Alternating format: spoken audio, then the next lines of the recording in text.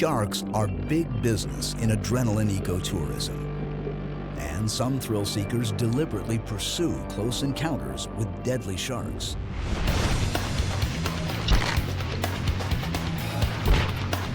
Divers are pushing the boundaries of human and shark interaction, baiting with fish carcasses and blood,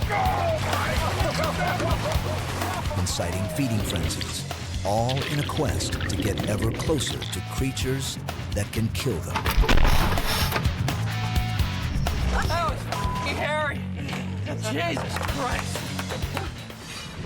After an injury ended his career, professional bull rider Eli Martinez founded Shark Diver magazine, and he also organizes excursions for shark enthusiasts.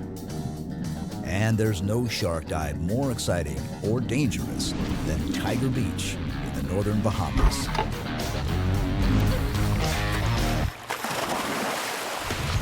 Nautilus Explorer. Captain Mike Lever's most popular trips feature encounters with great white sharks. At Mexico's Guadalupe Island, he's trying something completely different, introducing young children to sharks. In 2008, the first tourist on a commercial shark diving expedition was killed by a shark. The death ignited a firestorm of controversy. Shark advocates and shark attack victims Eric Ritter and Chuck Anderson have grave reservations about how far we are willing to go for a thrill.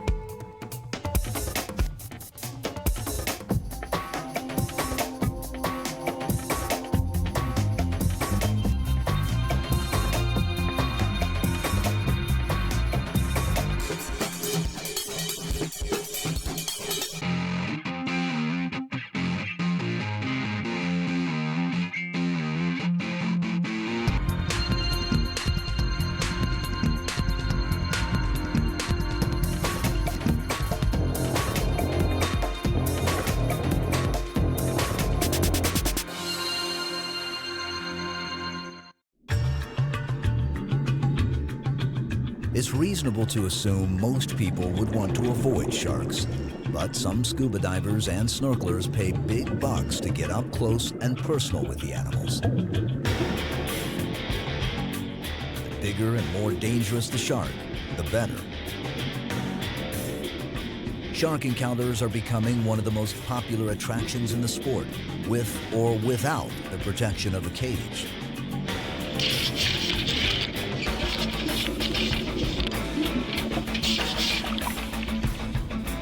We've gone from being very, very afraid of sharks to having an almost cavalier attitude about them. But have we taken shark diving a bit too far?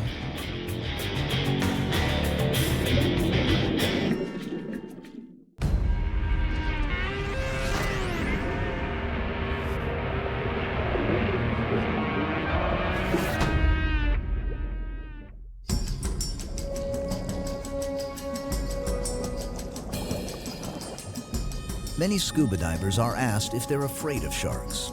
They're frightening creatures to most of us, but for some people, getting close to dangerous sharks is exactly what they're hoping for. Simply swimming in the ocean means we've become part of the food chain.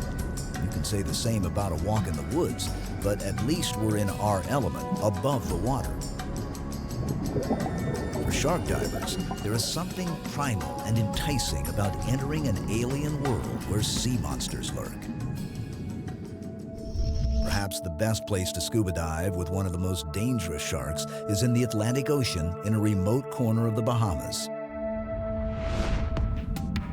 In the tropics, there isn't a bigger or badder predator than the tiger shark. In terms of the number of attacks on humans and fatalities, they are second only to great whites. The largest one ever caught was 24 feet long. It's a contender with the great white as the largest predatory fish in the sea.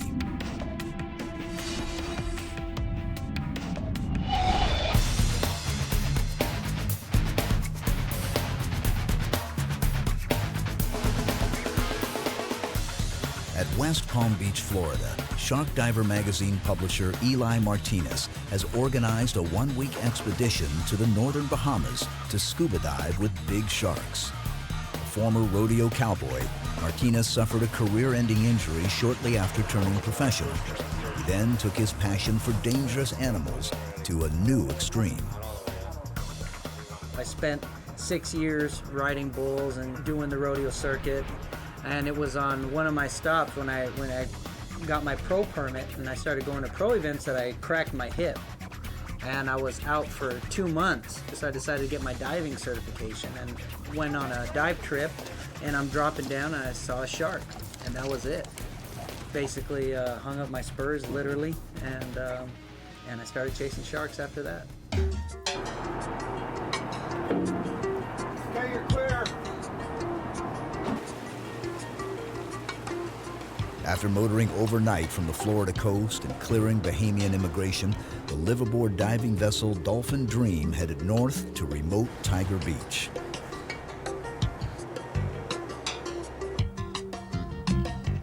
Captain Wayne Smith is credited with discovering Tiger Beach and first introducing scuba divers to tiger sharks.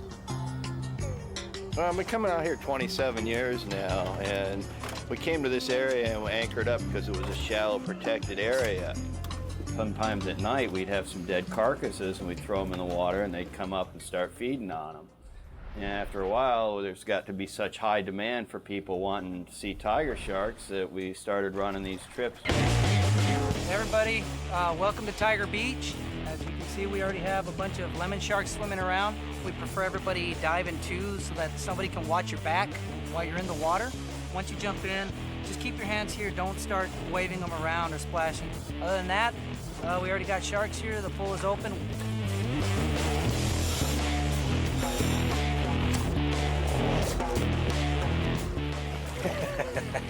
Gotta get in there. This is what we nutty people do. This is what it's for. Yeah, my jailhouse tat. I didn't actually get it in jail. Any last words, Neil? Look after my wife and children.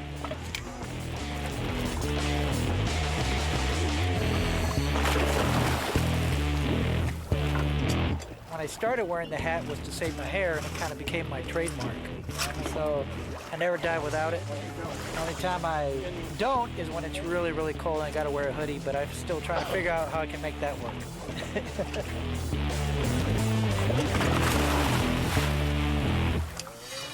Dozens of lemon sharks are a constant presence at Tiger Beach.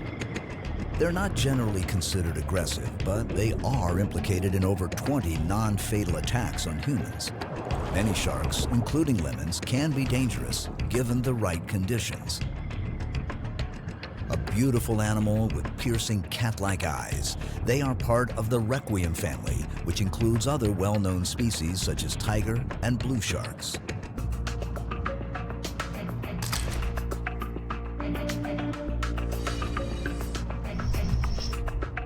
The animal everyone is here to see is the tiger shark.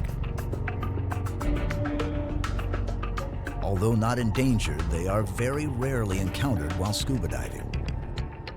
It takes some time for the tiger sharks to venture in from the fringing coral reef.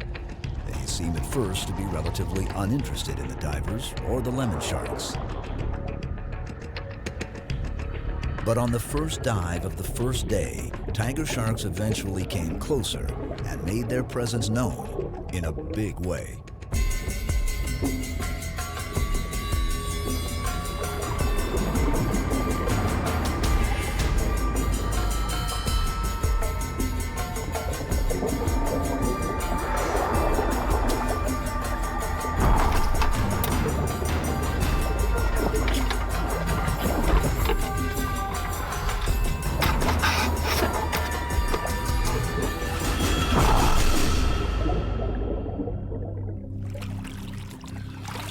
Holy crap. Man, I've done some scary my day, but that one takes the cake. You didn't want to know what was happening behind you. Did they follow me up? I was rolling on one, it came right behind you. Tiger? Yeah, took a little chew on your tank. There's nothing I could do about it. Oh, First dive, first day of the trip, I get bumped by 2 or 3 tiger sharks right in the lens, coming right at me. You were turned away from me, and this big tiger shark came swinging around, and he was coming toward me, and I'm kind of backing off. Then he swung in behind you, and I guess for some reason he decided your tank was something he'd like to investigate, so he went up and he just kind of mouthed it a little bit, and you're oblivious to the whole thing, of course. Those are big, rather impressive looking sharks, I gotta say that. He really didn't bump anybody else, you know, he just came after your housing and you know, the tiger shark was just looking around for that food. He really couldn't find it. Probably saw the housing, was looking for potentially a meal or something and bumped it. But after that, he found what he was looking for and went after that. To attract and keep the big sharks close, you have to use bait. A lot of bait.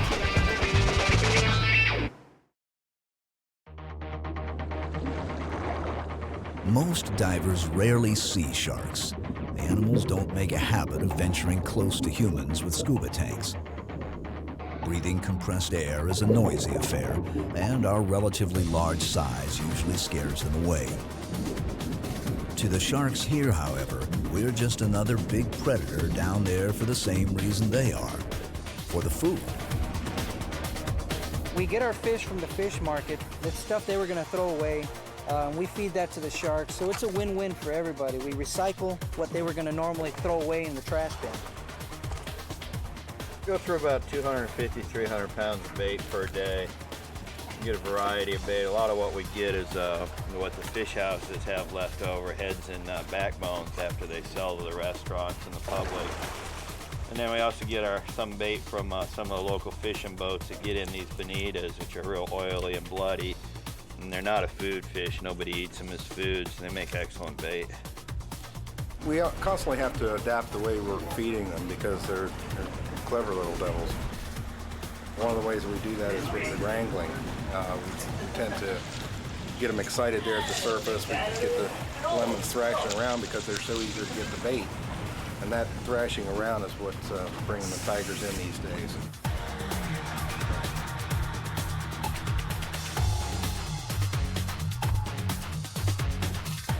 If you want big sharks, you use big bait. We're prepping a grouper head, and what we're going to do is we're going to wrangle in the sharks. We're going to hang this out the back and try to attract the tigers to the boat.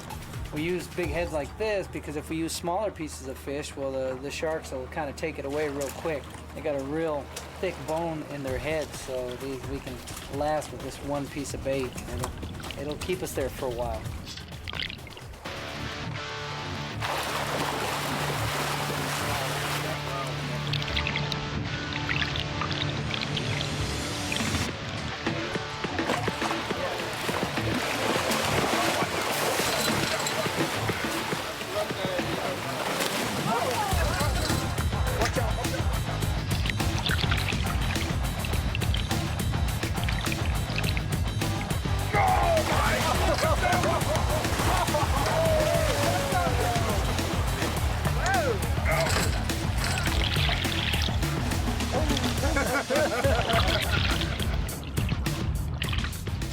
The lemons have kind of dominated this place, but they're definitely smaller in the pecking order. When the tigers come in and they want to feed, you know, there's nothing's going to stop them. The lemons will definitely give them away, especially when a big 12, 14-foot tiger comes in.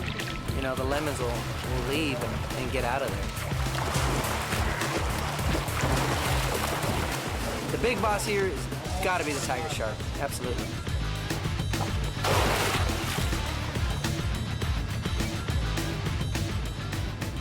You can see here that if a tiger shark can get his lower jaw on the bottom of this crate, I mean, he'll just snap it in half, and that's what he did here.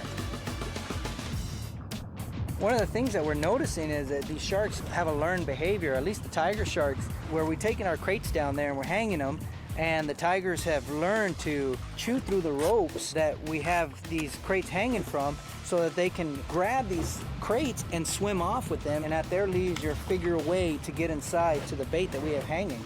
And yeah, it's definitely a learned behavior.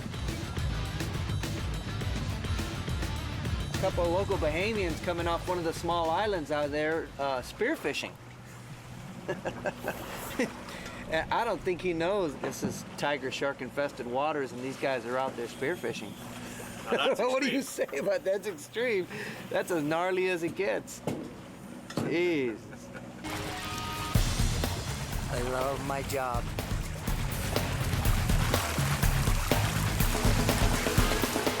Another day at the office.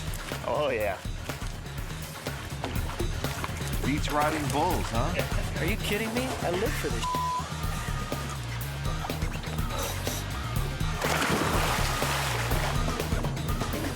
Eli Martinez has found a unique niche in the scuba diving world.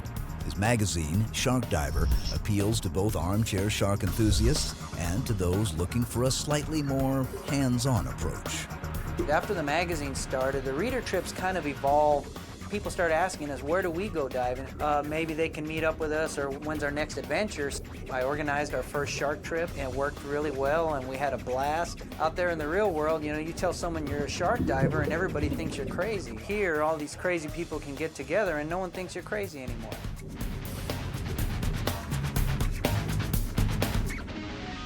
Martinez frequently dives with aggressive sharks and has many hair-raising video clips from his expeditions. Mako sharks are particularly fast and frightening and have very sharp teeth. Well, here you can see the bite marks. This is actually after my last Mako shark dive. Makos are one of the few sharks that don't bump divers with a mouth closed. They actually go at divers mouth open.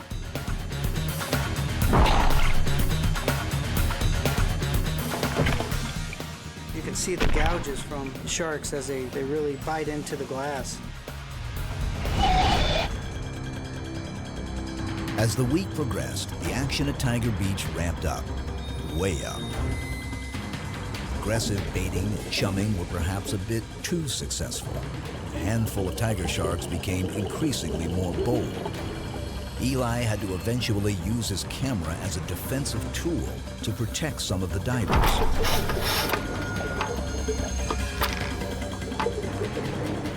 Sharks don't have hands or fingers, so they sometimes ram or nudge objects out of curiosity. And in worst-case scenarios, they may take an exploratory bite.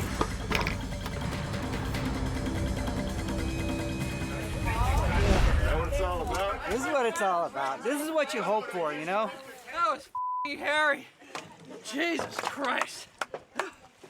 I may have drifted into the other divers that were there, but I turned around and I'm looking straight at the face of a tiger shark, and he wasn't a small one either. Those sharks came in, they came in hard, and it was intense. It got hairy there for a little while. I think Eli was trying to come in to protect me because I'm filming one and this other one comes in. It got extremely hairy. That's what you really want. You know, everybody came back, nobody got hurt, and everybody's got a big smile on their face. Reviewing his tape after the last dive at Tiger Beach, Eli's video camera revealed an encounter that could have seriously gone wrong. This is one sequence destined for the highlight reel. There you go. Yeah. 1, 2, oh, 3. And again. And again. Gnarly, man. Talk about pucker factor. That is what shark diving is all about. That's what extreme shark diving is all about. That was an outstanding dive, absolutely outstanding.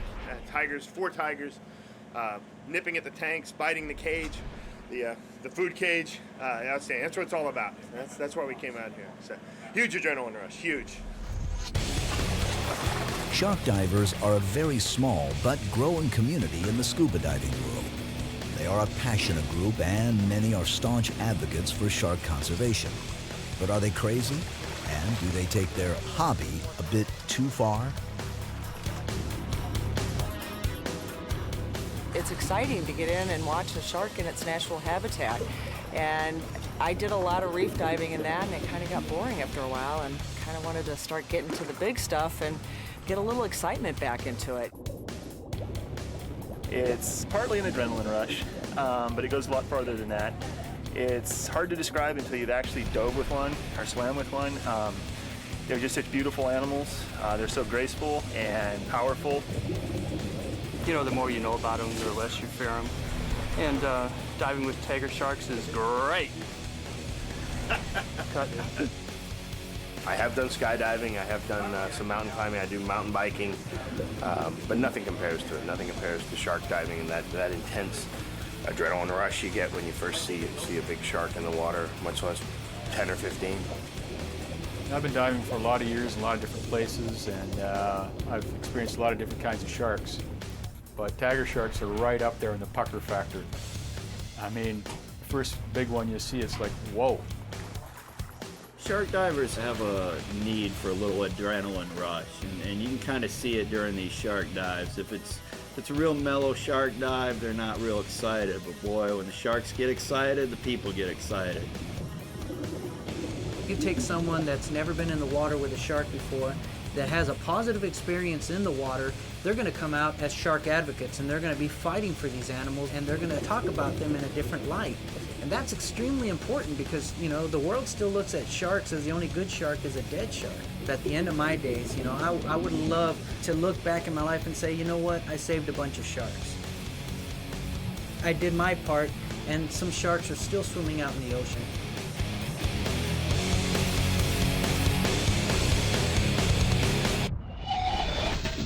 The #1 species on every shark diver's list is the great white. And there's no better place on Earth to find them than Mexico's Guadalupe Island.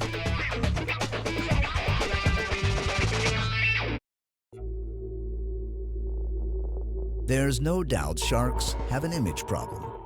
Razor-sharp teeth, the icy stare, bloody feeding frenzies. It's no wonder they've earned such a woeful reputation. And after all, they do occasionally kill people. No species has worse public relations issues than great whites. And no sharks are more popular with shark divers.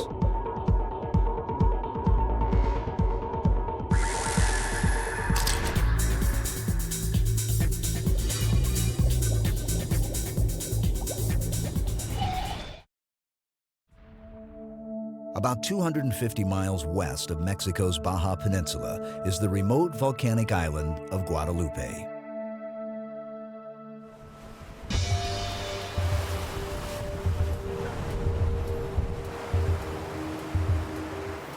From the port city of Ensenada, it's a journey of nearly 24 hours on the open ocean to reach Guadalupe.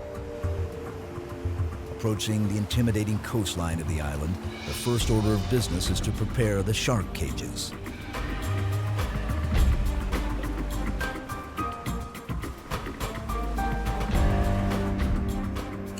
Keep lots of tension on that line, okay?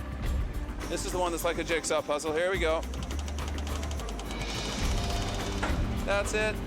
Just rotate it around a little bit more, please. About 1,000 pounds of cage that we're lifting here. In open ocean with a wee bit of a swell going. My goodness. Just beautiful here. We put the cages in at night as soon as we get here. We like to get everything all organized and in the water just in case there's any kind of problems. It's nice to get everything tied up and to get the chum slicks started and make sure that the white sharks know that we're here and we're ready for business at 6 o'clock tomorrow morning. Guadalupe is an arid and desolate outpost in the open Pacific. Towering cliffs and rugged mountains rise over 4,000 feet from sea level. 19th century whalers brought goats to Guadalupe as a source of fresh meat. The animals multiplied as intended and eventually destroyed most of the island's flora and fauna. Today, some of the few original inhabitants that remain are fur seals, sea lions, and elephant seals. And life here must be harsh. This is the realm of the great white.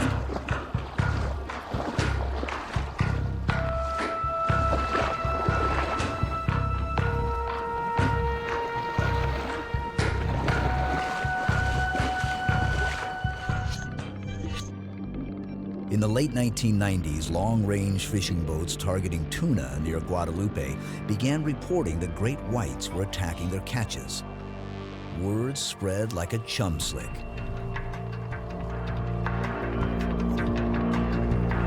Come on, here he comes. Oh, beautiful. Oh! The industry started here in 2000 when a boat called the Horizon showed up, and they had heard stories about sport fishing boats not being able to bring their fish in because the white sharks were taking all the tuna. More white sharks than anyone had seen anywhere. So we came down here on a whim. I wanted to see white sharks off the back of the boat. But we got down here, I jumped in the water, I saw these enormous, beautiful sharks. I couldn't believe how fantastic they were. It was just an amazing experience. And at that point, I knew that I wanted to keep on doing this. It was just no question in my mind. And we ramped up from 2 trips that first year to 9 to 10 trips a year.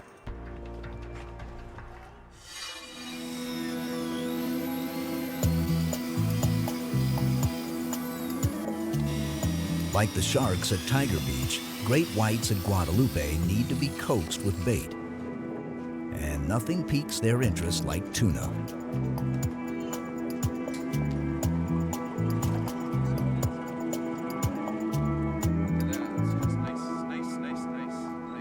Shark baiting 101.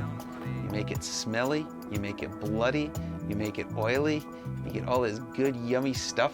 You mix it up with your fingers and scrunch it up to get lots of blood. You make sure that you use animals that are endemic to the islands, mackerel and tuna. And we started chum slick. We do it in a very non-invasive way, but we make it as smelly and yucky as we possibly can. One way to make sure that your chum is nice and fresh. Take a little bit of chum just like this, and we'll see what the mackerel in the water do. Oh, look at that. Seagulls, mackerel, and a feeding frenzy. That is fresh tuna. Ready to go. Okay.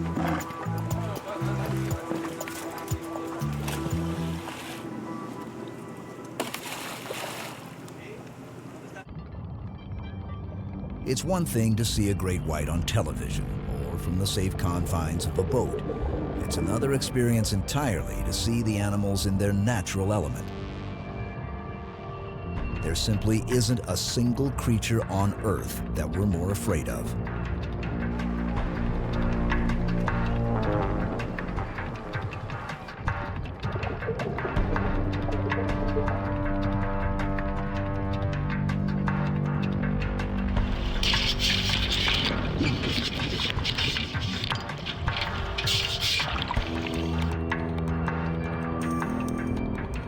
I just couldn't believe how big they are and how beautiful they are. I mean, they're not at all ferocious looking. They look like they're smiling at you until they open their mouth.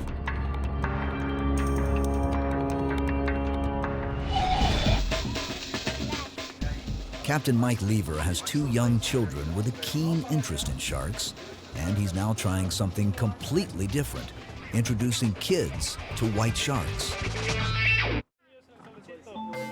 The inaugural children's trip at Guadalupe included 3 kids from Mexico and Mike and Marianne Lever's own children, Charlie and Emily. What's your name? Ernesto.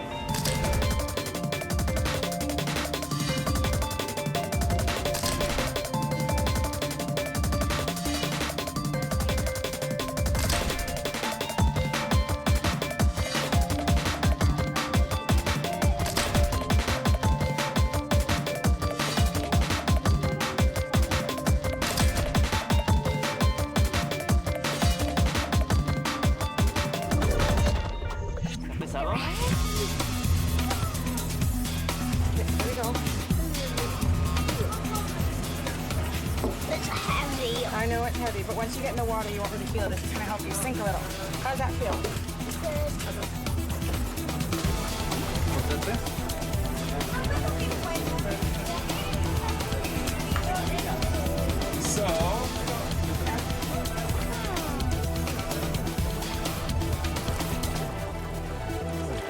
Otro más. A ver. And then you put your feet there.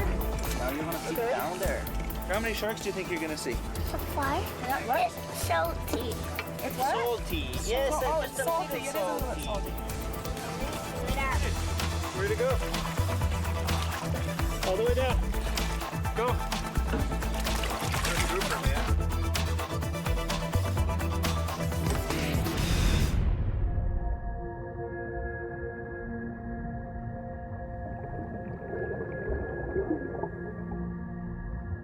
It didn't take long for the children to get the hang of breathing from a regulator.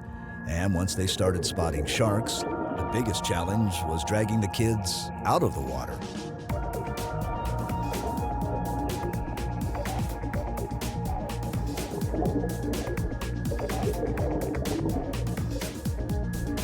Shark coming in, left to right.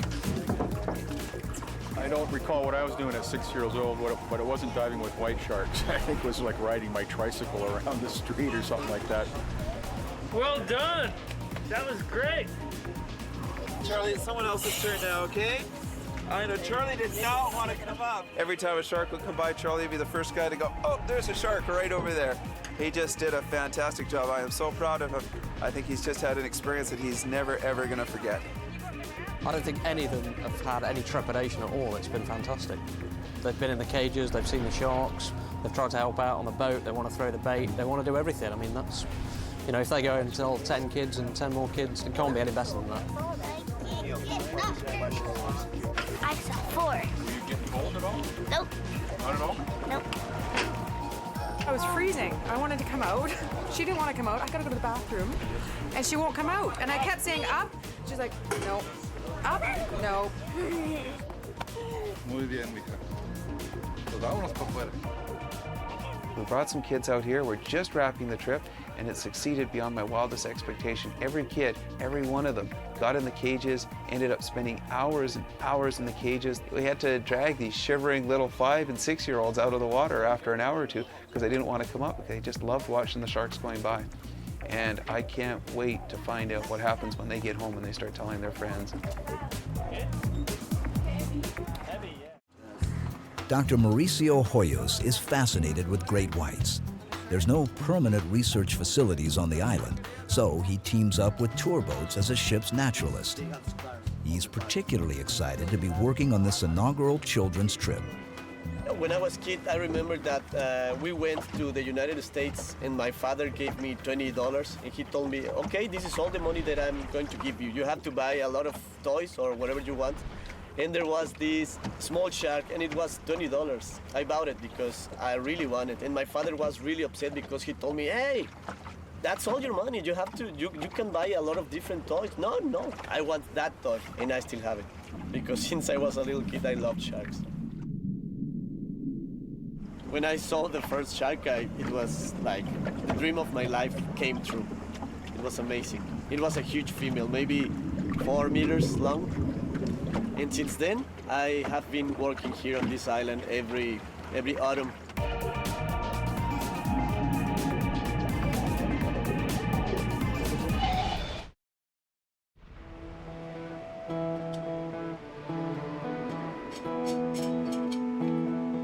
To gain a better understanding of the sharks' local movements and their long-distance migrations, Mauricio utilizes high-tech tools such as satellite tags and acoustic transmitters. These devices reveal startling data about how deep the sharks travel in search of prey. He's observed that smaller great whites at Guadalupe eat mainly tuna, rays, and other sharks, while the older and larger white sharks eat seals and sea lions.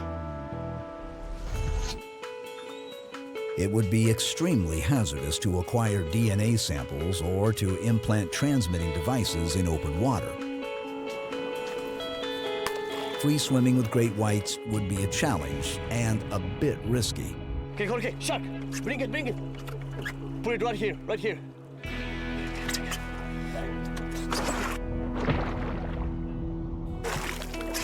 Okay, excellent. Outfitted with an acoustic or satellite tag, the sharks reveal their depths, migratory movements and locations, and even water temperatures.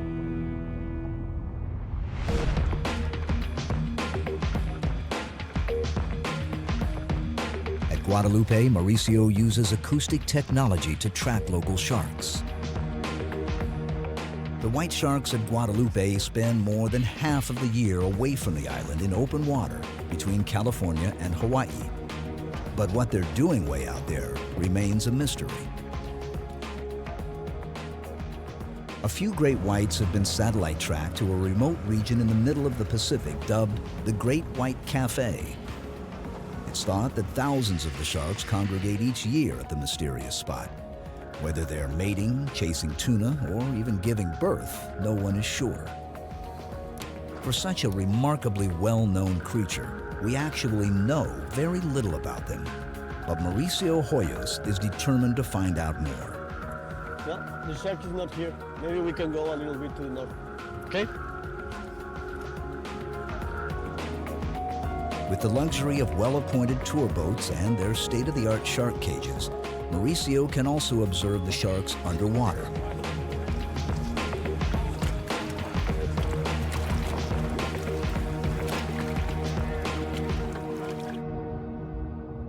Photo ID is another tool in the young researcher's arsenal. Each shark has unique markings, scars, and patterns. With a bit of luck, Hoyos will have many more seasons at Guadalupe to answer some of the questions surrounding these intriguing animals.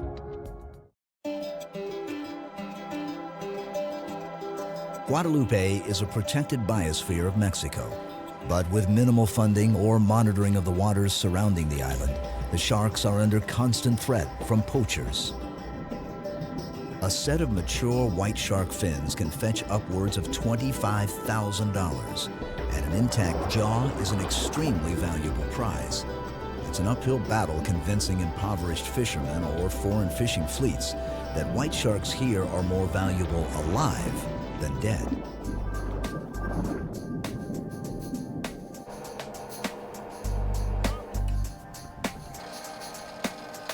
I love these animals, I really do. These white sharks are amazing. In the last 3 days, I've had my 5-year-old son and my 7-year-old daughter in the water with them, and it was just a thrill. And I can only hope that the sharks are still going to be here for them and for their kids and their kids' kids.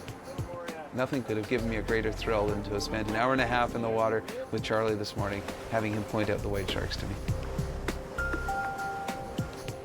I'm very, very fearful that we're seeing the end of these and that even 5 years from now or 10 years from now, there won't be any sharks left.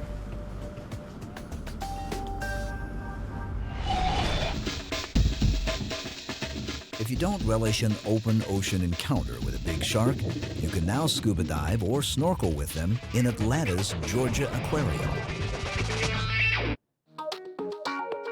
One of the best places to snorkel or scuba dive with sharks is, surprisingly, the Georgia Aquarium.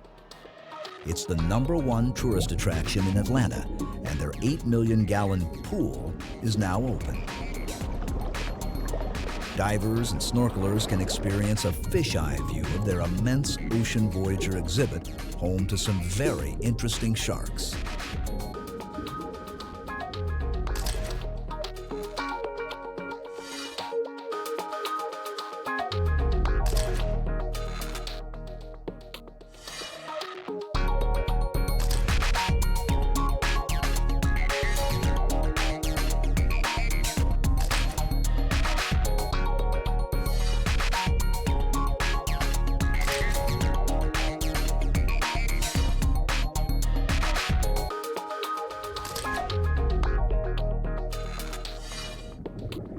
The purpose of aquariums across the country, around the world, really is to inspire people to connect with nature. We want to take it to the next level. When you come to the Georgia Aquarium, you're guaranteed to see whale sharks and hammerheads and zebra sharks. It's one thing to look through a window, through glass to the animals.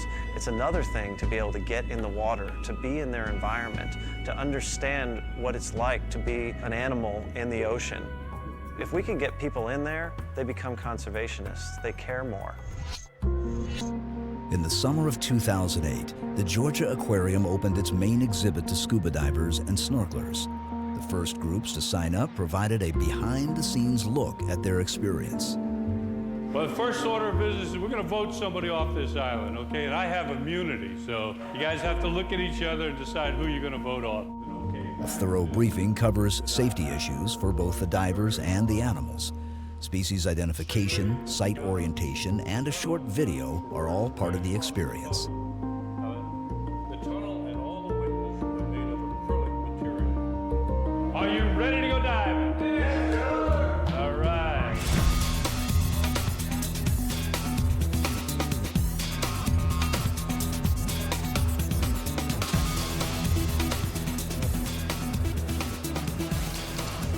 State-of-the-art scuba gear is prepared for the divers, but there's still one more briefing. I'm going to run through a few things real quick just to give you a general idea of what's going on in our exhibit today. Also to give you a few guidelines for your safety and for the safety of our animals. It is a rare treat indeed to scuba dive in an aquarium. Only a handful of facilities around the world allow the general public such intimate access to their exhibits. Just pretty excited about it. I just hope they fed the sharks.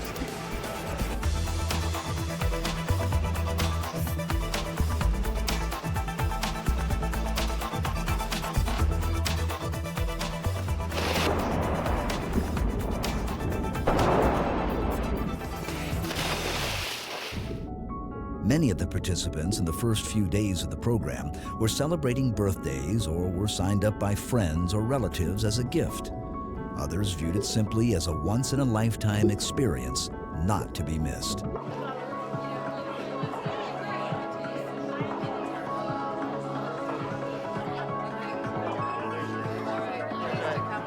Okay.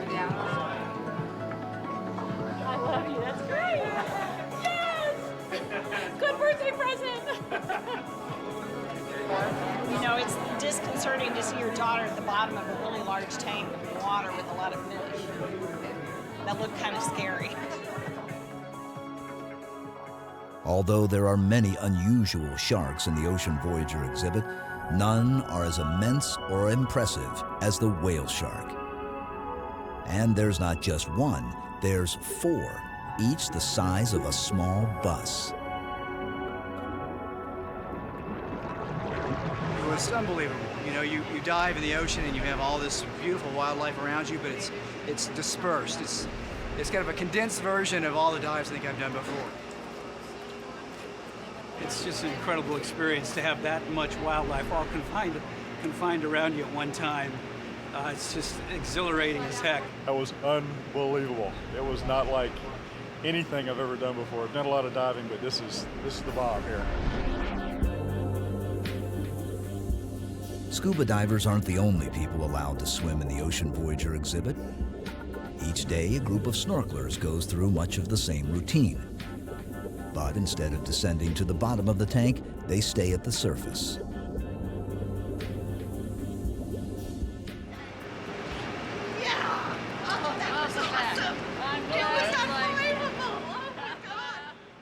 Check that off the bucket list. Swam with dolphins, now with whale sharks. That's good. Gotta squeeze them in. I'm 69 already. In an aquarium, they're all well fed. There's no threat, there's no worry. They look at you, they ignore you. It's a great feeling, especially for a cameraman who doesn't have to worry about getting nipped in the open ocean. This is a great place. This is where I'm doing all my filming from now on. Even though most shark dives are relatively safe, 2 prominent shark advocates think we may be taking things a bit too far. And they both survived brutal shark attacks. Dr. Eric Ritter has helped to dramatically change the popular perception of sharks from bloodthirsty killers to vital animals that need our protection. A leading authority on shark behavior, Ritter has spent thousands of hours in the water with sharks.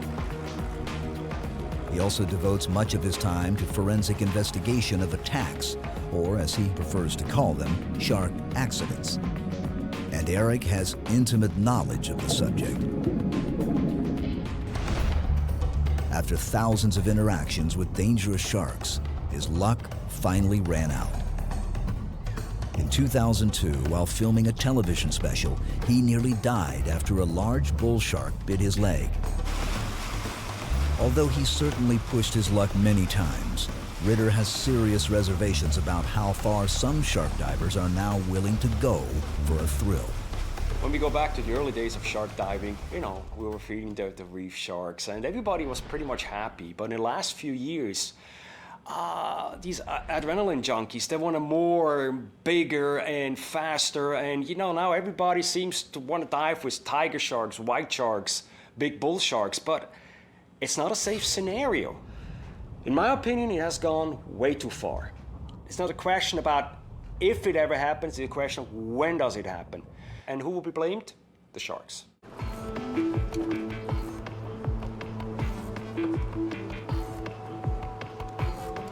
Back home in Florida, one of Eric's new endeavors is the Shark Accident Victims Network. There's a growing need for psychological counseling of bite victims. And today, Ritter's traveling to neighboring Alabama to meet a potential mentor and fellow shark attack victim, Chuck Anderson. Hey, Chuck. Hey, how you doing? How you doing? Nice to meet you, finally. Same here, finally, huh? Doing okay? Yeah, how about yourself? Doing well. A champion triathlete, Chuck Anderson was swim training for a national competition when a brutal encounter with a bull shark forever changed his life. It was 6:38 a.m. in the morning, and I took about 2 more strokes in the water, and about that time, boom, it hit me from the bottom. And I started looking around, treading water, and I put my face down in the water, and when I did, it was coming up from the bottom at me. And I just instinctively threw my hands out to push off of him, and when I did, he took all 4 fingers off my right hand, and all that was left was my thumb. Just like a surgeon's scalpel, it just cut them off clean. There was no pain at that stage of the game, so the fin actually was coming through the water at me. But as soon as he got past me, he was attached to my arm, and he immediately took me to the bottom. It was about 15 feet of water, and he went into that feeding frenzy where he was just gnashing from side to side, and dragging me across the bottom and on the sand. All of a sudden, my feet started dragging the sand, and I wiggled out from underneath him, and when I did, I pulled real hard, and my arm just stripped off in his mouth, and I fell backwards into about thigh-high water and ran immediately to the beach, and knew that I was a very fortunate man when I got there. I had a big smile on my face, and the lady asked me what I was laughing at, and I said, Karen, I ought to be dead. I'm lucky. A handful of high-profile shark attacks in 2008 created the usual media frenzy. But the death of the first tourist who actually paid for the privilege of scuba diving with sharks created a firestorm of controversy. Have we finally taken things too far?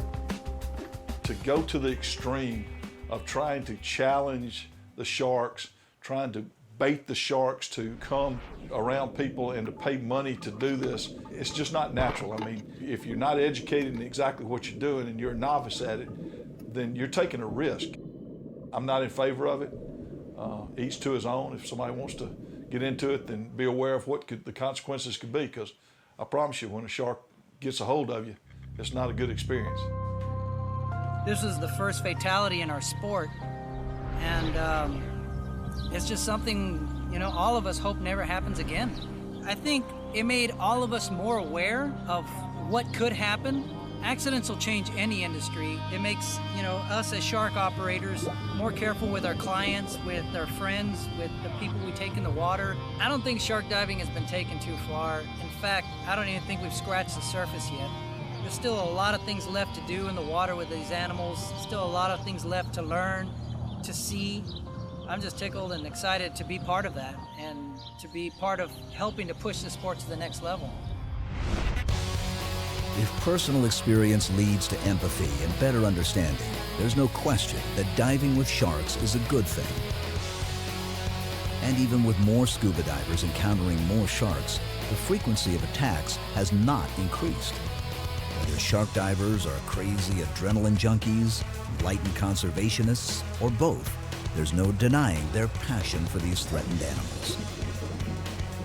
Many people still share the notion that the only good shark is a dead one. The problem today is that there are far too many dead sharks, and the remaining population is struggling to survive. And if sharks are to survive, we must all become advocates on their behalf.